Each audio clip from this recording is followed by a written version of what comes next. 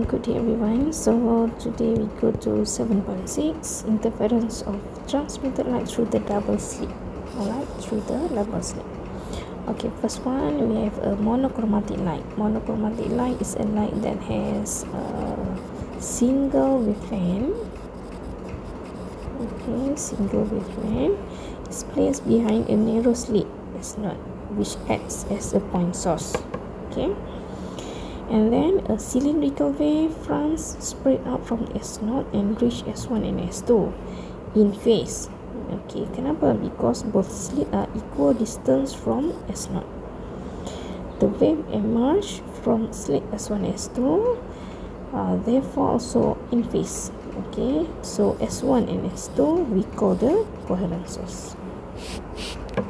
Coherent source is source that have the same frequency and same phase difference.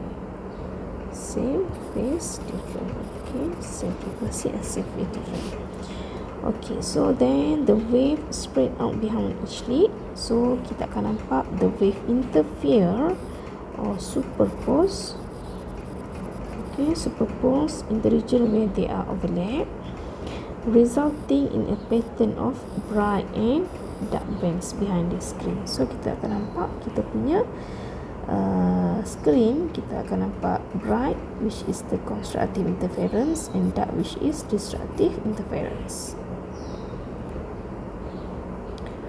Okay, so and then the bright fringe, okay, is observed when constructive interference occur.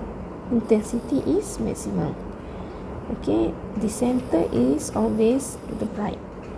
Okay, and 7 for the dark fringe, observe when the destructive interference occur and intensity is minimum. Okay, so kita nampak kat sini lah, bright dark, bright dark. So kat sini untuk center we have the bright one. Okay, kita punya center is always bright.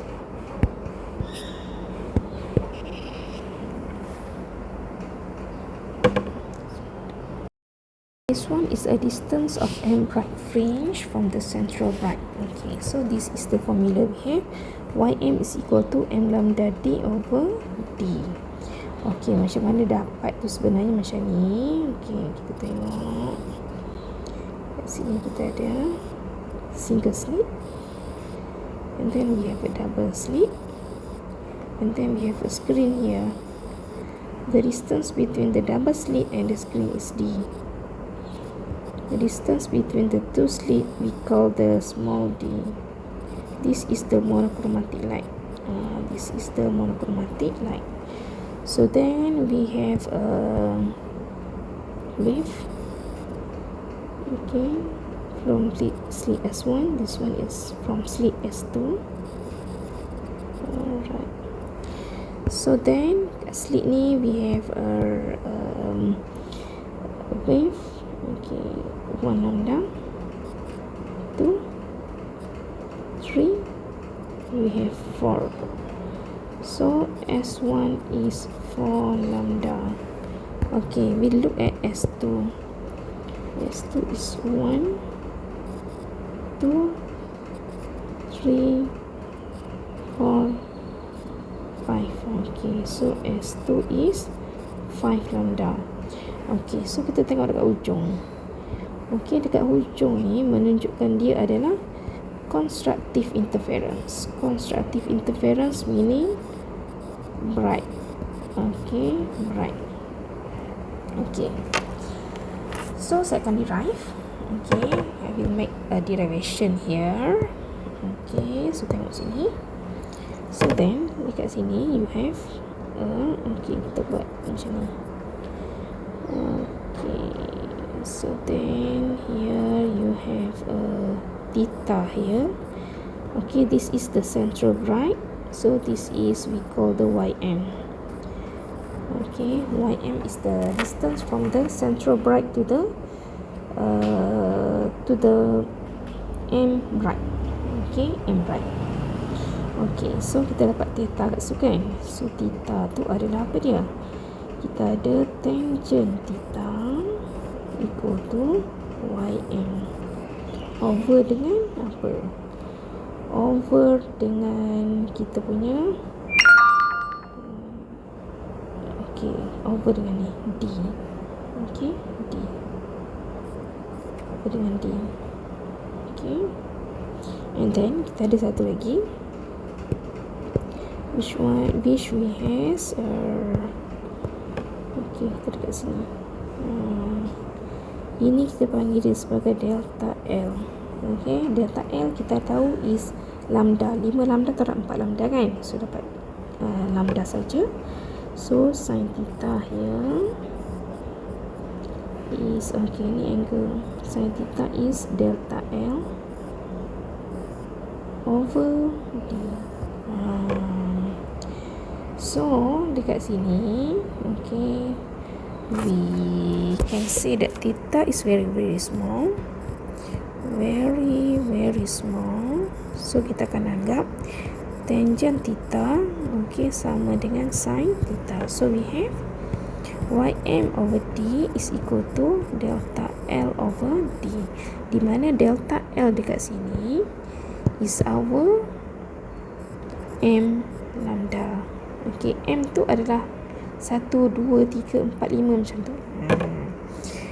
So kat sini we have so saya tukarkan delta L kat sini kepada m lambda. This one is m lambda. So I have ym equal to m lambda d over d. So kita dah dapat kita punya equation for constructive interference. Alright. So dekat sini kita panggil dia sebagai apa? Central bright or zero order maximum. Ini adalah bahagian apa? M equal to 1, which we call the first bright. Is the first order maximum. This one is M2. The second bright, second order maximum. This one is third bright. Third bright di mana ia adalah the third order maximum. So ingat, this formula is for constructive interference, where ym is equal to m lambda d over d. Ym here is the distance. Ingat, distance of m from central bright. Central tu mesti bright. Seterusnya kita pergi pula pada yang ni. Ini adalah distance of m dot. M dot from central bright. Macam mana keluarnya formula tu? Saya dirap lagi sekali. So kita ada monochromatic light kat sini. Saya ada slit S1, S2, and then I have a screen here. This one is S1, S2. This one is your monochromatic light. So then we have a wave here. Tertentu kat sini satu, terus sana satu. Alright. So the distance from S1 and S2 is D. The small d, the distance of between the two slit and the screen is the capital D. Alright, so here is the wave. I buat in phase 1, 2, 3, 3.5. So S1 is 3.5 lambda. Buat number 2. 1, 2, 3, 4. So I buat 4 kat situ. So S2 is 4 lambda. So kita dah tahu dah delta L is S2 minus S1. So delta L is 0.5 lambda, ataupun delta L ni sama dengan 1/2 lambda. Ataupun 1/2 lambda, ataupun kita boleh buat dia sebagai M plus dengan half lambda. m plus half lambda. Okay, so kat sini, kat ujung ni, okay, last part ni kan, okay, kita nampak dia sebagai disruptive interference. This one we call the disruptive interference, meaning dark fringe yang akan nampak nanti. Okay, so sekali lagi kita akan buat kita punya ni, kita punya equation ke sini. We have a theta here, where this one we call the ym. Okay, where no, tangent theta. Okay, tangent theta equal to ym over d. Okay, satu lagi yang akan nampak dekat sini. Okay, 1, 2, 3 setengah. Okay, 1, 2, 3 setengah kan. So dekat sini lah. So dia ada delta L dia tu sebanyak setengah lambda. Okay, setengah lambda ataupun 0.5. Okay, so we have sin theta sama dengan m plus dengan half bahagi dengan d. M plus half lambda bahagi dengan d. Okay, so d tu distance kat situ. So because theta is very very small here, so we have ym over d is equal to m plus half lambda over dengan d.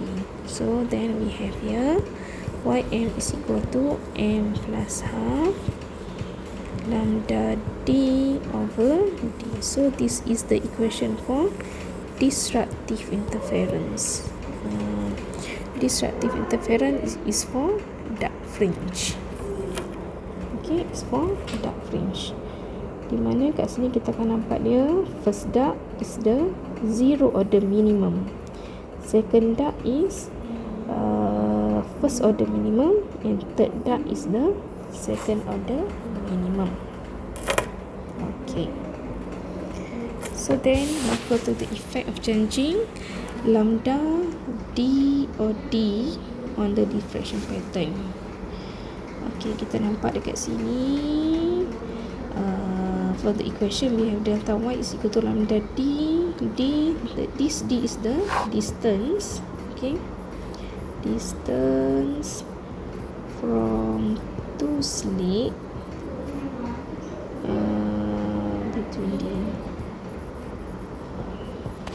between screen, from distance between, okay, distance between two slits from screen. Okay, this small d is the distance between two slits. Okay. Okay, effect of changing, kalau kita increasekan d, okay, kalau kita increasing d, so delta y is also increase, so the fringe will be further apart. Okay, yang kedua kita nak shorter wavelength. Kalau shorter wavelength, delta y is also decrease, so the fringe will be closer together. And then kita nak ubah pula decreasing d. Decreasing d will be increasing delta y. Delta y will be, fringe will be further apart. Okay, where delta y is the delta y is what? Delta y is known as the fringe width or the fringe separation. Okay, fringe width or the fringe separation.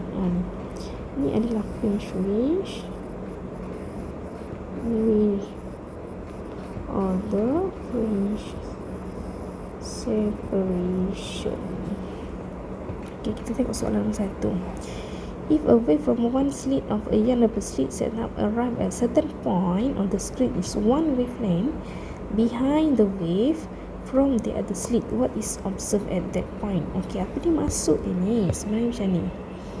Okey, kita ada dua slit. Okey, kita ada screen. Okey, so kita ada wavelength. Okey, ni pun wavelength. Okey, so masuk dia ni. Okey, kita ada S1, kita ada S2. Okey, maksud dia kata delta L dia tu. Delta L dia tu adalah one wavelength. Okey, so kalau kat sini kan kita ada 1, 2, 3. Okey, satu lagi kita ada. Okey, 1, 2, 3, 4. So dua-dua ni adalah konstruktif. Sebabnya dua-dua bawah kan. Sebabnya dua-dua ada amplitude dengan amplitude. So constructive interference. Kalau mencari satu dengan mencari satu, dia akan jadi disruptive. Okey, so dia kata yang tinggal ni adalah one wavelength, iaitu m lambda. Okey, m lambda. So kita akan nampak dia sebagai bright fringe. Okey, itu maksud dia. At one screen is one wavelength behind the wave from the other slit. So m lambda. So one wavelength ke, two wavelength ke, three wavelength ke, kita akan nampak dia sebagai bright. Kalau nampak dia sebagai m plus half, dia ada 0.5 ni, okey, kita akan nampak dia sebagai dark interference. Okey. Okey, which of the following is true about the slit separation D? The distance D from the slit to the screen and the separation of the fringe in the Young's double slit experiment. Okey, delta Y sama dengan lambda D over D. Okey, kita baca. Kalau dikata D unchanged, okey, D constant. Okey, mula-mula D constant. Okey, so kalau D constant, D unchanged. D constant lah. D increase, so delta Y increase. Betul lah. Betul. Kes yang kedua. Okey, kes yang kedua dia nak apa? D unchanged. Okey, D unchanged, D constant, D decrease, delta Y increase. Okey, so salah. Okey, seterusnya dia nak cari, dia kata D increase, D increase, D yang ni unchanged, constant, delta Y increase, delta Y, D increase, D unchanged, delta Y increase. Betul ke? Salah juga. Okey, salah juga ini. Okey, satu lagi dia kata D adalah apa? D adalah decrease. D decrease. Okey, D constant, D besar constant, delta Y decrease. So salah juga. Okey, salah juga. Okay, so the answer is A. Okay, the answer is A. A very good day, everyone. So today we go to chapter 7.4, Huygens principle. Okay, so kita tengok kat sini, we look at wavefronts. Okay, ni terms baru bagi awak wavefronts. Okay, apa dia wavefronts ni? Is a line of surface which joins all the adjacent points which have the same phase in a wave. Ni contohnya kat sini. Okey, A, B, C ni, okey, dia join all the adjacent points. Okey, B, C. Ini satu wavefront. D, E, F ni dia join all the adjacent point. Ini satu lagi wavefront. Yang kena merah tu wavefront which have the same phase in a wave. Wavefront ni, okay, always perpendicular ataupun 90 degree to the direction of the wave propagation. Okay, so kita tengok kat sini, ini adalah kita punya wave propagation. Okay, wavefront mesti 90 degree dengan dia. Ini adalah kita punya wavefront 90 degree dengan wave propagation. Kita ada dua jenis wavefront, iaitu plane wavefront dengan circular wavefront. Okey, ini adalah contoh untuk plane wavefront. Okey, ni adalah contoh untuk plane wavefront. Ini pun kita ada plane wavefront. Okey, ini contoh untuk circular wavefront. Okey, circular wavefront ni sebenarnya dia macam ni. Dia ada gelombang macam tu. Dia ada gelombang macam ni. Dia ada gelombang lagi macam ni. Dia ada gelombang macam ni. Okey. So semua sekali ni, okey. So the adjacent ni, okey, dia akan join. Dia akan join, so membentuk satu wavefront. Ini kita namakan dia sebagai circular wavefront. Dan kita punya direction of propagation adalah yang ni. Okay, direction of propagation kita is this one. This one is the direction of propagation. This one is the direction of propagation. So kita see lagi nampak dia adalah 90 degrees. Okay. Ni contohnya kalau kita percikkan batu dalam air. Dia akan membentuk gelombang kan. Dia akan membentuk gelombang. Okay, macam ni. Okay, dia ada lagi macam ni. Dia ada lagi macam ni. Okay, macam tu. Okay, macam ni. So semua line kat sini, okay, adjacent ni, okay, dia akan membentuk satu, okay, wavefront. Ini yang purple ni namanya adalah wavefront ataupun circular wavefront. Okay, seterusnya kita pergi kepada Huygens principle. Okay, geometrical construction governing the propagation of the wavefronts. Okay, dia kata apa? Maksud Huygens principle ni, each point on a wavefront, okay ni, each point on a wavefront ni, okay, can be considered as a secondary point source emitting spherical wavelet. Okay, so ini kita punya source. Okay, each point ni adalah source of secondary wavelet. So dia akan, okay, dia akan menghasilkan wavelet.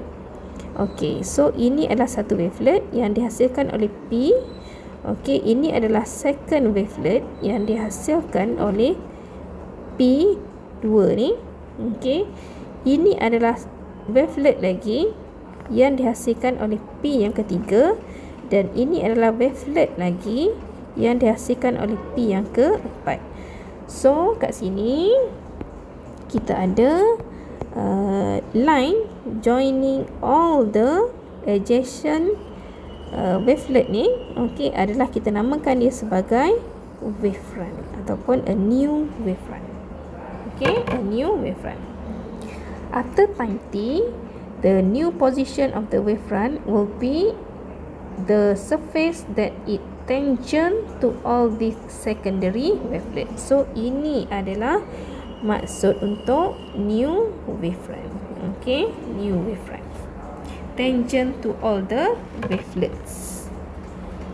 Okay, yang ni untuk plane tadi, yang ni untuk plane wavefront. Yang ni pula untuk spherical wavefront. Spherical wavefront.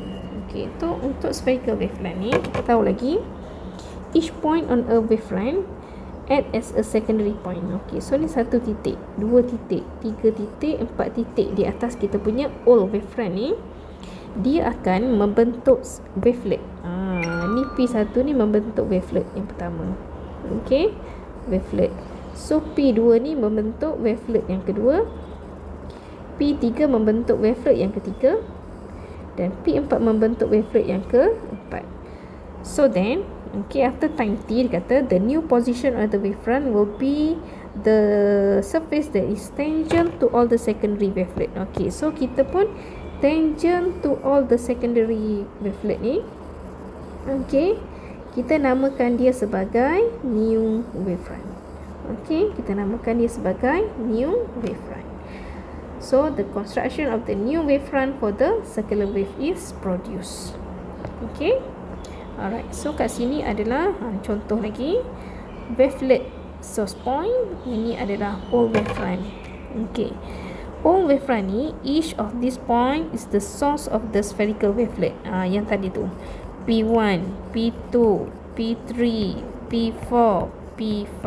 Okay, dia akan membentuk P1 ni membentuk satu wavelet. Okay, yang ni membentuk wavelet yang kedua, yang ni akan membentuk wavelet yang ketiga, wavelet yang keempat, dan this one is wavelet yang kelima. So akan terhasilnya satu lagi wavefront. Ini adalah kita namakan dia sebagai the new wavefront. Okay, the wavefront at a later time is tangent to all the wavelet. Ini untuk plane wavefront, yang ni untuk kita punya circular wavefront. Okay, sama je lah, just ini dalam bentuk spherical. Okay.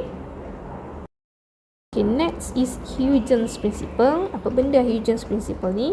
Is a geometrical method, okay, for finding a shape of the new wavefront. Shape of the new wave, okay, from the known shape of the wavefront. Okay, dia kata apa? Huygens principle say that every point on a wavefront is a source of a wavelet, okay, that spread out in the forward direction at the same speed as the wave itself. The new wavefront is a line tangent to all of the wavelets. Okay, so ini adalah kita punya Huygens principle. Every point on a wavefront, okay, every point on a wavefront, ini adalah source of a wavelet, okay, source of wavelet that spread out in a forward direction, okay, forward direction. So dia ada macam ni. So at the same speed, okay, as the wave itself. The new wavefront ni, okay, is the line tangent to all of the wavelets. So ini adalah namanya adalah new wavefront. Okay, new wavefront. Okay, Huygens principle can be used to explain the diffraction of wave. Okay, ini adalah kita punya diffraction of wave. Each of the point in a figure shown acts as a secondary source of the wavelet. Okay, secondary source of a wavelet. The tangent to the wavelets from point, okay, from point mana? Point 2, okay, point 2, point 3, point 4 and point 5 is a plane wavefront. Ini adalah kita punya plane wavefront. Ni kita punya plane wavefront ni.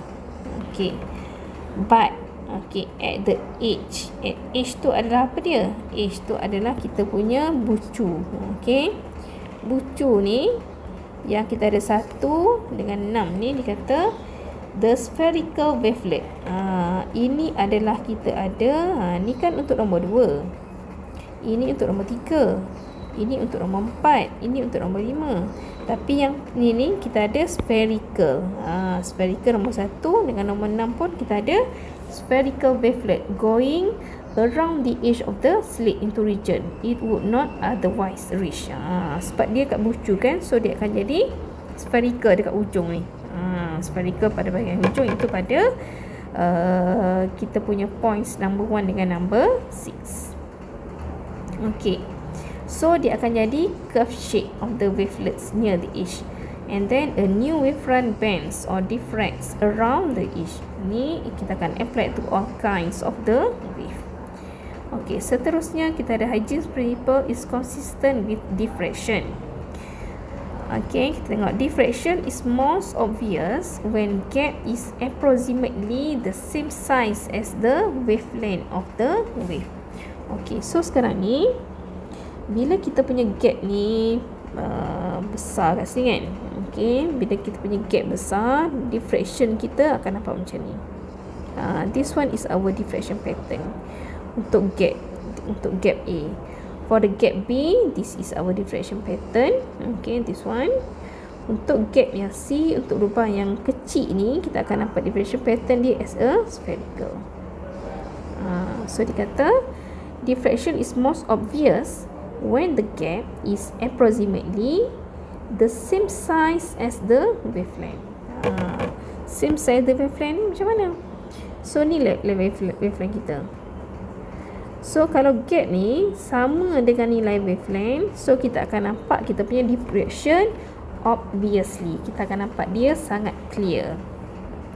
Okey, seterusnya kita tengok kat sini. Kat sini kita nampak kan perbezaan di antara larger gap dengan small gap. Okey, where the larger gap, larger gap produce small diffraction. Small diffraction. while the smaller gap produce large diffraction. Okay, this one is a larger gap. Ini adalah larger gap. Larger gap will produce small diffraction. Tapi untuk small gap ni akan produce the lot of diffraction, a large diffraction. Okay, the opening of the obstacles. Obstacles apa dalam bahasa Melayunya adalah halangan. Okay, halangan shorter than the wavelength, kecil lagi daripada wavelength, so there is a lot of diffraction. Okay, a lot of diffraction pattern. Kalau kat sini obstacles is longer than the wavelength, so there is a very little diffraction. So diffraction dia kita nampak kecil saja. Okay, question number 1. A wavefront of a wave is, okay, wavefront. Apa tadi wavefront dia ni? Kan kita ada point, okay, point kat sini. So then kita akan nampak 1 wavelet, 2 wavelet, 3 wavelet, 4 wavelet. Okay, so ini adalah wavefront, tangent to all the wavelet. Okay, dan kita punya wavefront ni adalah, ni kan direction of propagation. Okay, direction of propagation ke mana? Ke sini. Ini adalah kita punya direction of propagation of the wave. So apa jadi pada kita punya wavefront? Wavefront parallel, salah. So wavefront is perpendicular 90 degree with the direction of the propagation of wave. So jawapan dia adalah B. Okay, wavefront tu. Okay, number 2. Which of the following statement is true about the Huygens principle? Okay, Huygens principle. Each point on a wavefront is a source of secondary wave. Each point on a wavefront is sink of the secondary wave. Betul ke? Salah.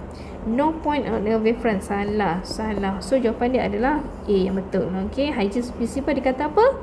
Each point on a wavefront is source of the secondary wavelets. Okay, jawapan dia adalah A. Okay, seterusnya kita pergi pada 7.5, which is constructive and destructive interference. Okay, so sebelum tu kita kena tahu dulu what is mean by interference. Okay, interference is defined as the effect of interaction, okay, between two or more wave which overlaps. Overlaps apa? Superpose. Okay, bertindih at a point and at a particular time from the source. Okay, effect of interaction between two or more wave which overlaps. Okay, so the effect ni dia akan hasilkan apa? Dia akan hasilkan bright dengan dark. When the two light wave meet at a point, so kita akan nampak bright. Bright ni adalah bentuk bright ni adalah cerah. Cerah kita panggil dia sebagai constructive interference, dan dark kita panggil dia sebagai disruptive interference. Will be produced in according to the principle of superposition. Okay, so ingat interference tadi is the effect of interaction between two or more waves which overlap. So bila dua wave overlap ni, dia akan hasilkan satu bright dan satu dark according kepada principle of superposition. And as the result, okay, the result of the displacement at any point is the vector sum, okay, of the displacement due to the light wave. Okay, this one is the principle of the superposition. The resultant displacement, okay, is the vector sum of the displacement. Apa dia contoh vector sum tu? Okay, tengok kat sini. Okay, ni kan kita ada amplitude. Okay, amplitude jumpa dengan amplitude, so dia akan membentuk kat sini adalah dua amplitude. Okay, ini juga adalah positif A, ini adalah positif A, so dia akan membentuk dua kali, iaitu 2A. Contoh, ini adalah contoh untuk constructive interference, di mana dua wave berjumpa.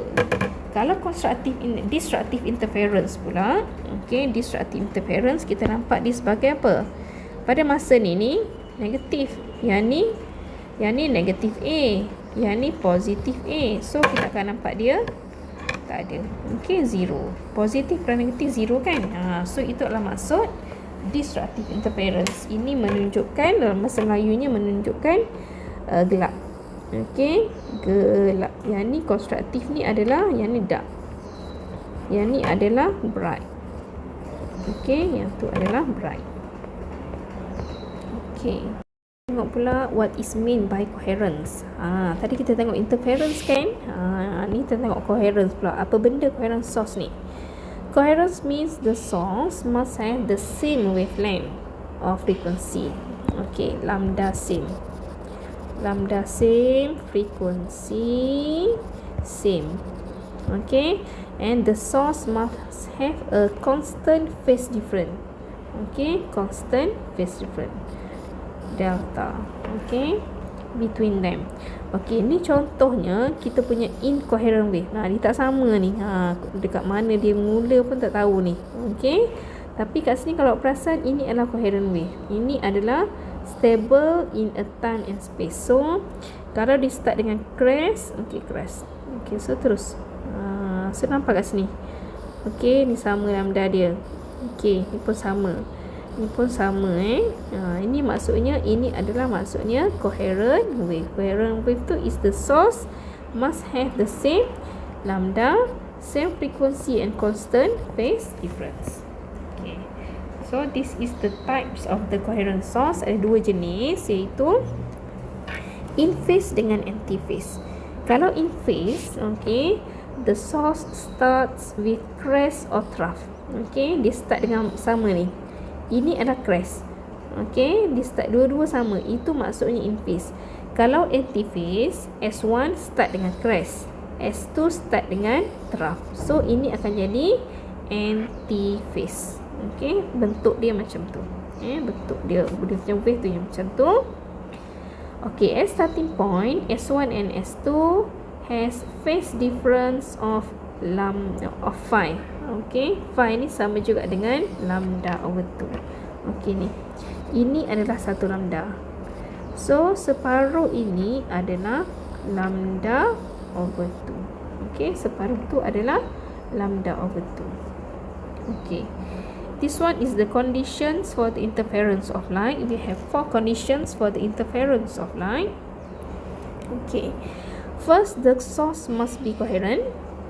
Okay, second, the source should be monochromatic. Apa benda monochromatic ni? Monochromatic ni adalah the source must have the single wavelength. Okay, single wavelength ni kalau lambda yellow, yellow lah dia. Kalau lambda blue, blue lah dia. Dia masih should be monochromatic. And then a light wave that are interfering must have the same or approximately of amplitude. Dia kena sama dia punya amplitude to obtain a total cancellation at minimum or to obtain a good contrast at maximum. So itu adalah kita punya conditions for the interference of light. So ingat, kita mesti coherent, source must be coherent, source must be monochromatic, light wave must have approximately same amplitude. Okay, same amplitude. And satu lagi, the distance between two coherent source, okay, should be small. Okay, should be small. Okay, kita punya possible of light wave, okay, kurang daripada lambda.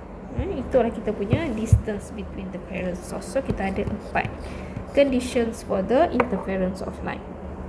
Okay, seterusnya kita tengok path difference. Okay, kita tengok path difference kat sini, iaitu lambda L, iaitu delta L is defined as the difference in distance traveled by two light meeting at a point. Okay, so tengok sini. So ni kan kita ada 1 lambda, 2 lambda, 3 lambda, 4 lambda, 5 lambda, 6 lambda, 7 lambda. So ini akan hasilkan 7 lambda. Okey, satu lagi kita ada apa? Satu lagi kita ada, okey ni, 1 lambda, 2 lambda, 3 lambda, 4 lambda, 5 lambda, 6 lambda, 7 lambda, 8 lambda dan 9 lambda.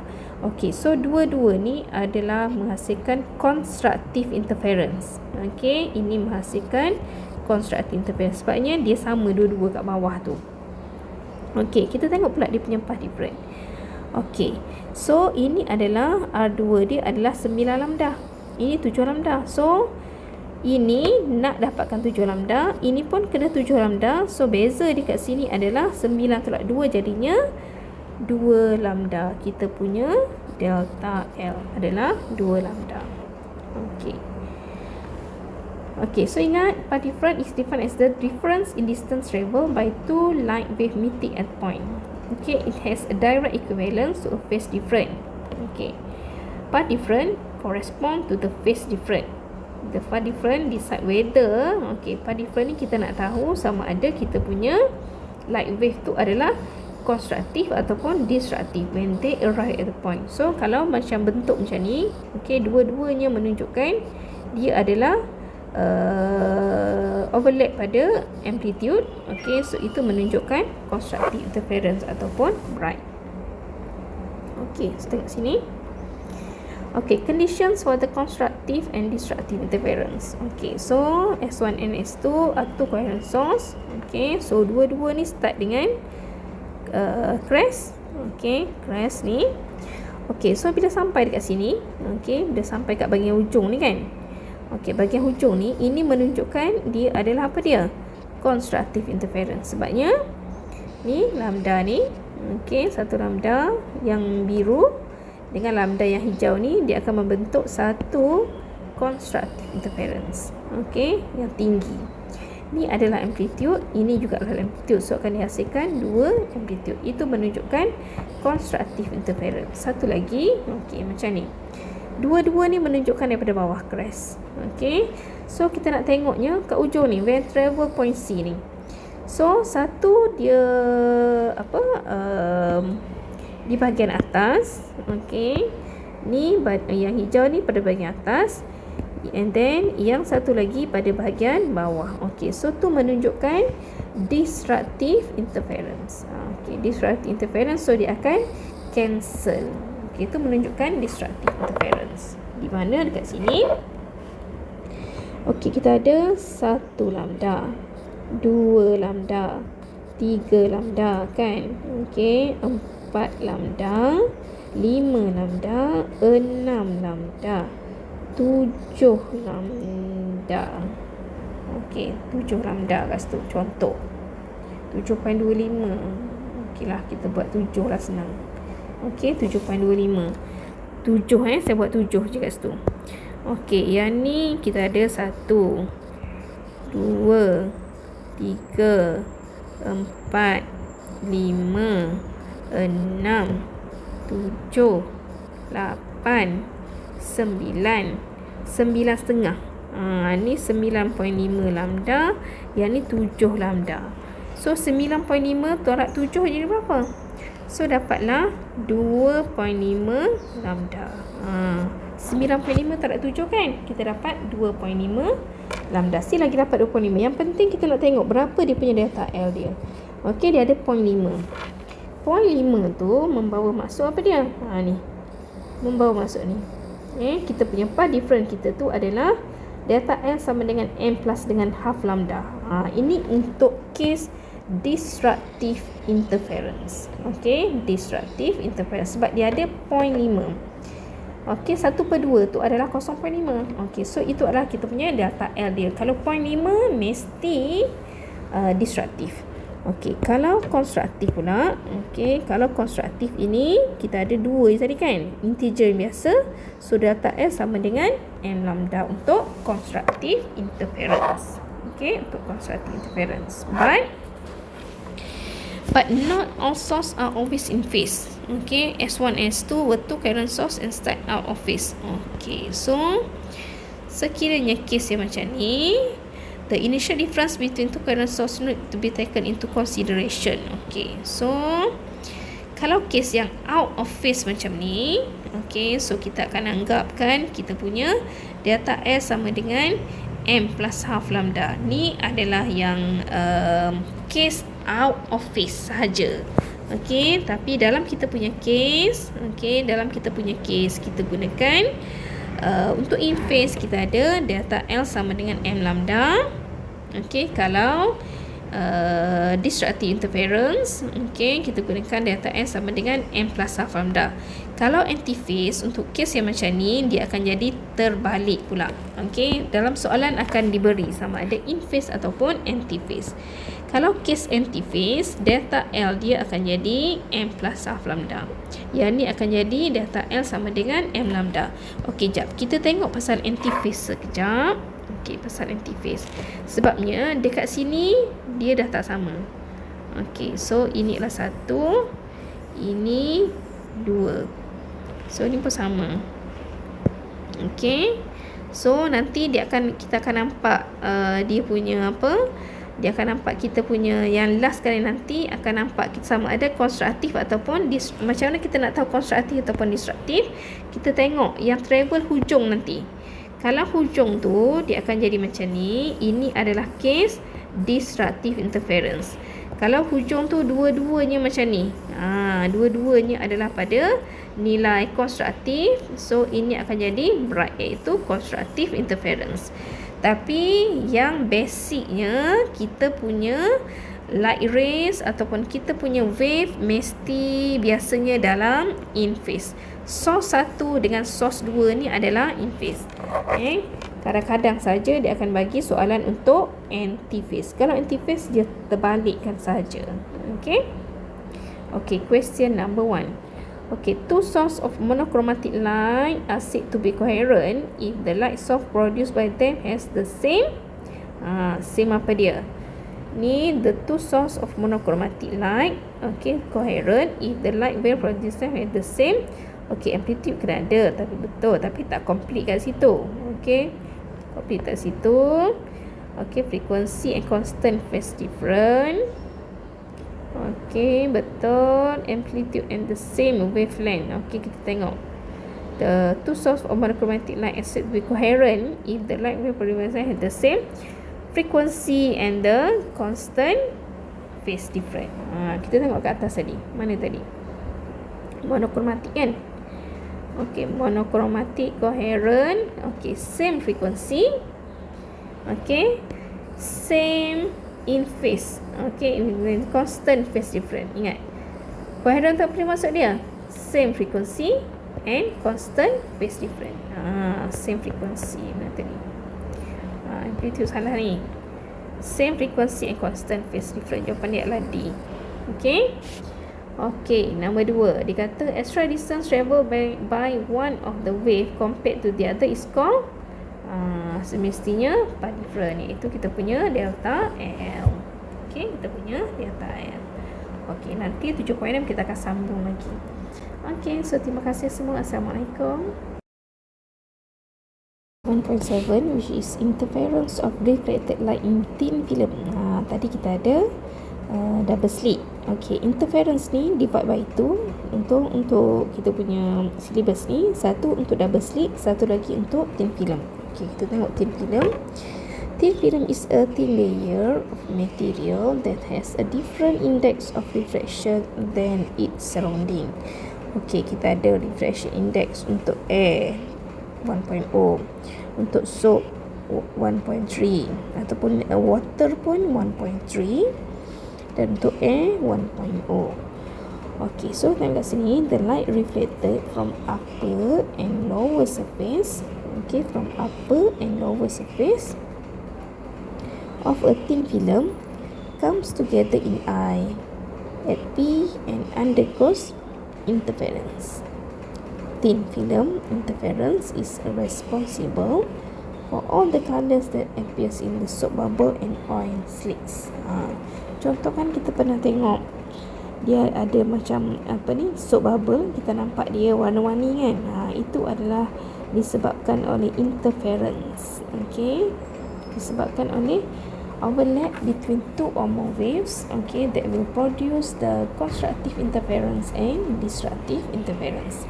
Kalau cahaya putih, okay, ataupun white light interfere, dia akan membentuk rainbow. Dia akan bentuk rainbow yang kita nampak. Kalau ni kita nampak biasa ke jalan raya, disebabkan oleh apa? Disebabkan oleh adanya interference light white. White light. Okay. Occurrence of the phase change upon reflection. When light waves undergo reflection, phase change occur as follow. Okay, so kat sini when light travels through a material with a smaller reflective index, smaller reflective index towards a larger reflective index, kita akan ada phase change sebanyak pi radian or lambda over 2. So kat sini from smaller to higher, kita akan ada phase change sebanyak pi radian or lambda over 2. Okay, ini kita namakan ni phase change. Okay, when light travels from larger towards smaller, there are no phase change upon reflection. So kat sini light travel from higher reflective index to lower reflective index, there are no phase change, 0 radian, 0 lambda. Interference of light in thin film at normal incident. When a monochromatic light, apa dia monochromatic light? Monochromatic light is a light that has a single wavelength, strikes the film nearly perpendicularly, incident light. At the top surface of the film, reflection occur and produce a light wave represented by ray number 1. This one is ray number 1. However, the refraction, tadi ada reflection, reflection untuk ray number 1. Reflection this one ray number 1 untuk reflection. Ray tu ni refraction, sebab dia dah masuk dalam. However, refraction also occur and some light enters the film. Part of the light reflects from the bottom surface of the film and passes back up through the film, eventually re-entering the air.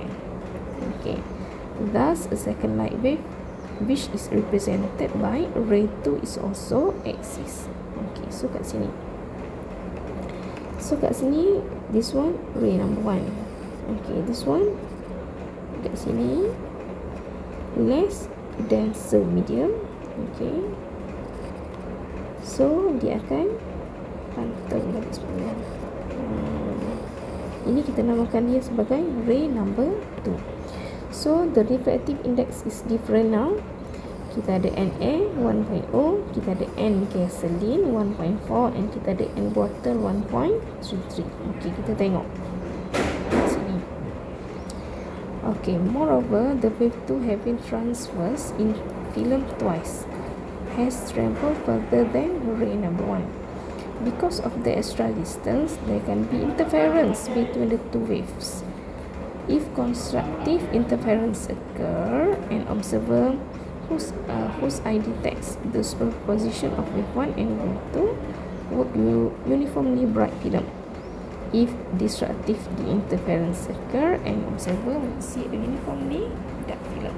So kat sini kita tengok this light rays travel from less to denser medium. Less to denser medium, so kita akan ada phase change sebanyak lambda over 2.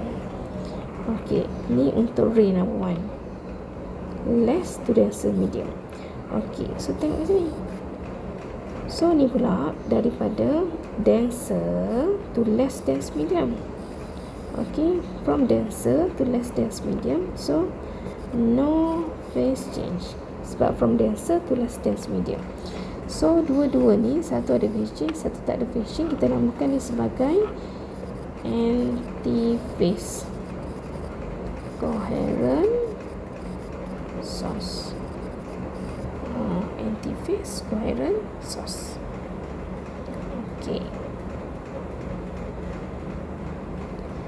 Tengok kat sini pula, dia kata apa dia? Light is partially reflected at upper and lower surface of the thin film. Kita tengok less dense to denser medium. Less dense to denser medium, kita tengok kat sini. So ada phase change. Phase change ni kita boleh tulis kita sebagai pi radian or Lambda over 2 dia punya wave travel. Lambda over 2. Okay, so yang ni kita ada phi or lambda over 2. So betul. Ray 2 pula, kita tengok dekat ray 2. Ray 2 from less to denser medium. Kita tengok kat sini. Less to denser medium. Less to denser, so akan ada juga phase change. Sebanyak pi radian or lambda over 2. So, dua-dua ada phase change. Kita panggil dia sebagai in phase coherent source. Okay. In phase coherent source. Okay. Nanti kita tengok lagi. Yang ni untuk non-reflective coating. Okay. Satu lagi kita ada less to denser medium. Okay, kita ada phase change. Sama. Less to denser medium. Kita ada phase change. Kita tengok kat sini.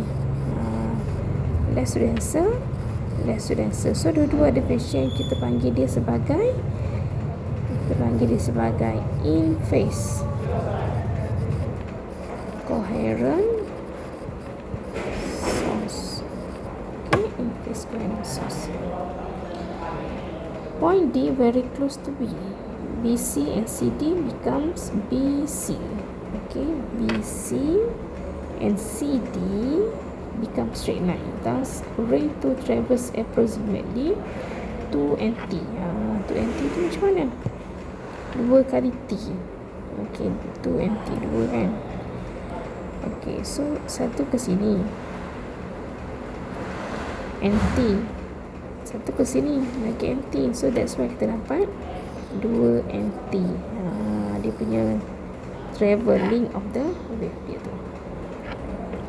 So for the constructive interference, okay, we have 2 nt. 2 nt ni apa dia? Dia punya pi difference sama dengan m lambda. Okay, 2 nt sama dengan m lambda. Kalau destructive interference, okay, kita dapat ni adalah kita punya pi difference. 2 nt tu pi difference kita 2 nt sama dengan m plus dengan half lambda. Destructive interference occur for minimum non-zero thickness, non-reflective coating. Okay, no phase different. Ni sama dua ni. So kita ingat, kalau in phase coherent source, okay, ini untuk case in phase coherent source. Ingat 2 nt sama dengan m lambda. Kalau destructive, 2 nt sama dengan m plus half lambda. Okay, ni pula. This one pula, sekiranya ada apa dia. Okay, saya terus pergi sini. Less to denser medium. Okay, kita akan ada phase change. Yang ni pula denser to less dense medium. So, no phase change. So, kita panggil ni sebagai anti-phase coherent source.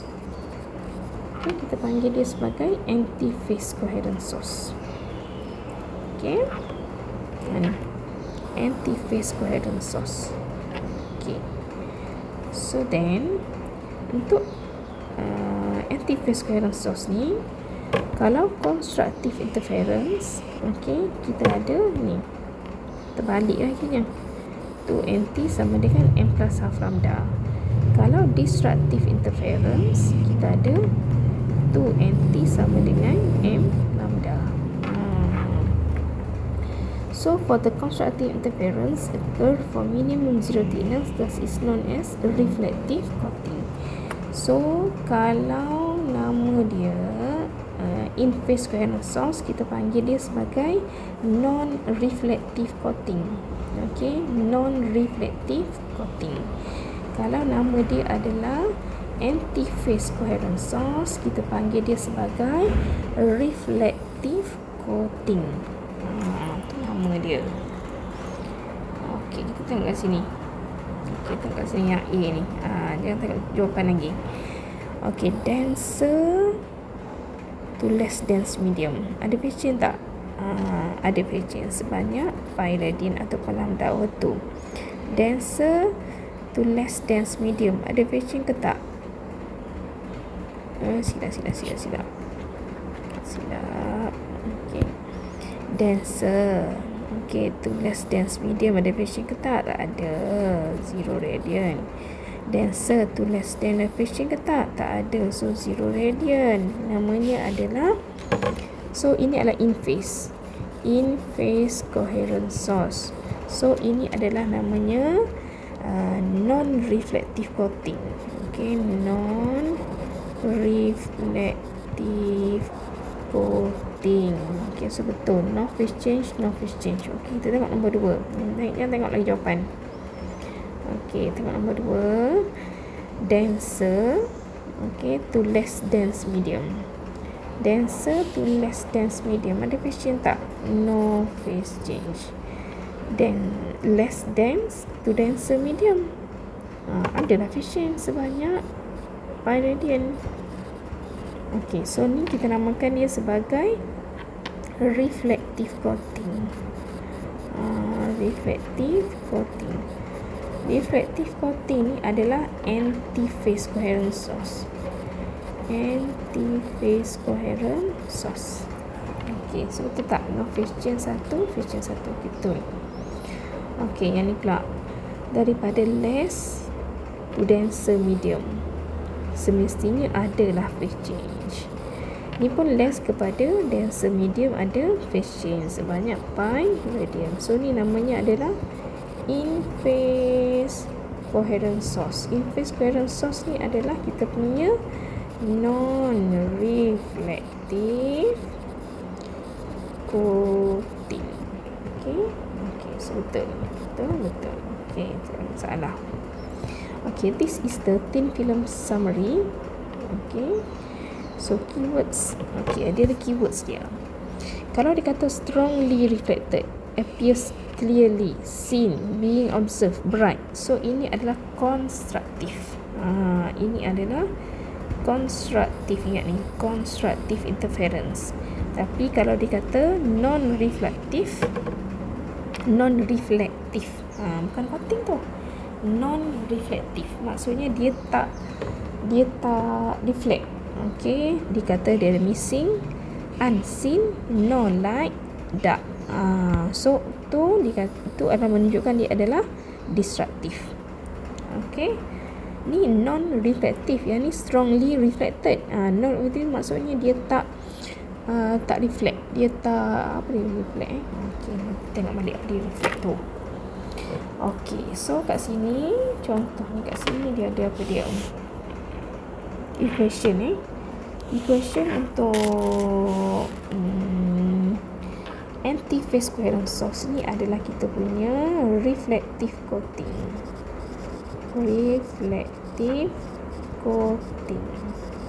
Ini adalah non-reflective coating.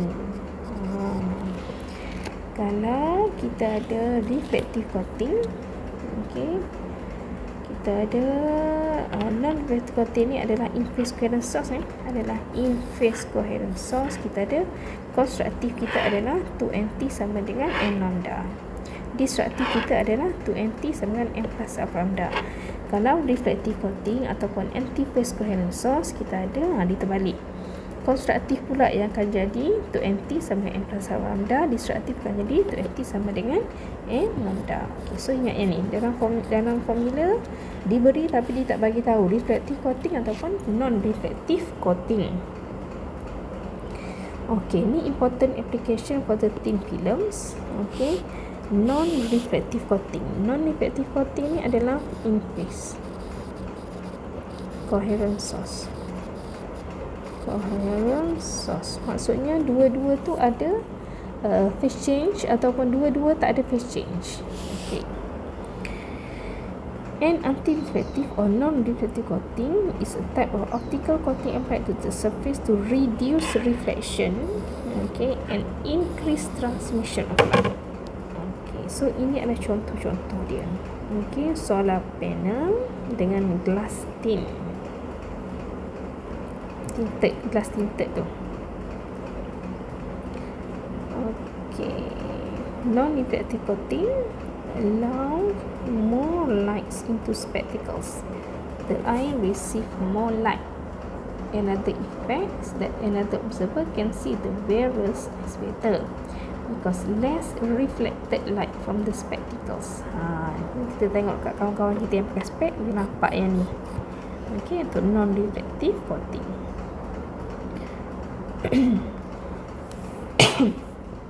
Ni pula untuk reflective coating. Reflective coating ni adalah kita punya anti-phase. Anti-phase coherent source. Satu ada phase change, satu lagi tak ada phase change. Ini contoh dia. Women wear sunglasses featuring of high reflective optical coating. Ni just dia punya application for the thin films. Okay, kita tengok soalan. A colorful pattern is observed on a soap bubble. This phenomenon is caused by the a colorful pattern is observed on a soap bubble. This phenomenon is caused by the semestinya by the reflection and the interference of light. Okay, from when light travel from less to denser medium. Okay, so kita lukis less. Saya kata 1.0, 1.33. So less to denser medium. Ada phase change tak, dia tanya? Mestilah ada phase change sebanyak lambda over 2 ataupun pi radian. Changes phase. Okay, so A. Okay, the answer is A. Okay, itu saja untuk thin film.